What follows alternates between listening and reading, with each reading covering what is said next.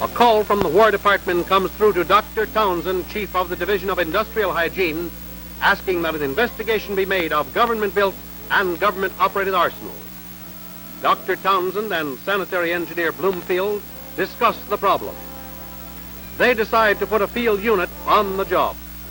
The decision made, testing apparatus is carefully checked and then carefully loaded. They take instruments for measuring ventilation, instruments for determining dust concentrations, and for analyzing gases and vapors.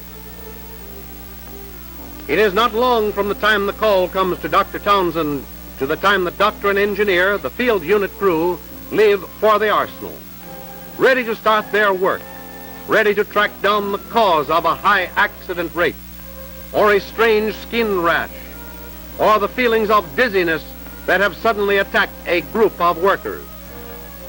The health forces of the nation unite with the production forces to protect the health of the workers, to save a day wherever possible. And there are industrial hygiene units which render similar services to industry throughout the nation, units which are maintained by the state health departments in cooperation with the Public Health Service. The men of a unit search out hazards and find a way of removing them.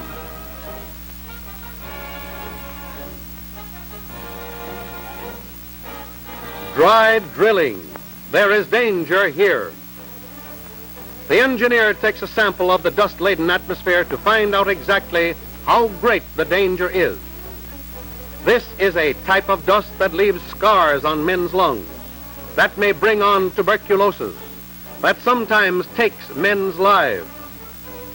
Then back in a hotel room only a few miles from the mine, the engineers set up their equipment and make their tests.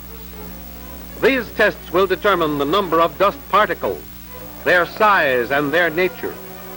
On the basis of this information, the extent of the hazard is measured and the proper controls recommended. After controls recommended by the health department have been introduced, a stream of water keeps the dust down, keeps it out of the air, out of the workers' lungs.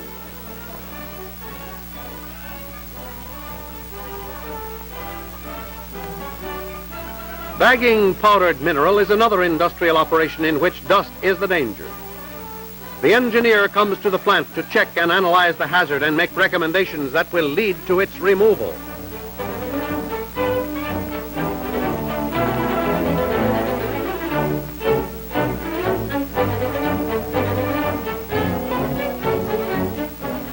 The operation is made safe by an exhaust system which draws off the dust and leaves the air clear.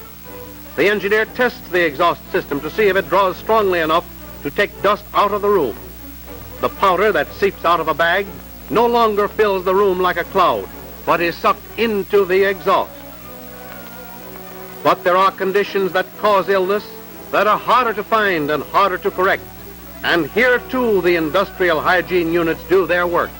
They analyze gases, chemicals, and metals, investigate the causes of sickness among workers. And the simpler things like recommending goggles and gloves and machine guards, that too is part of their job.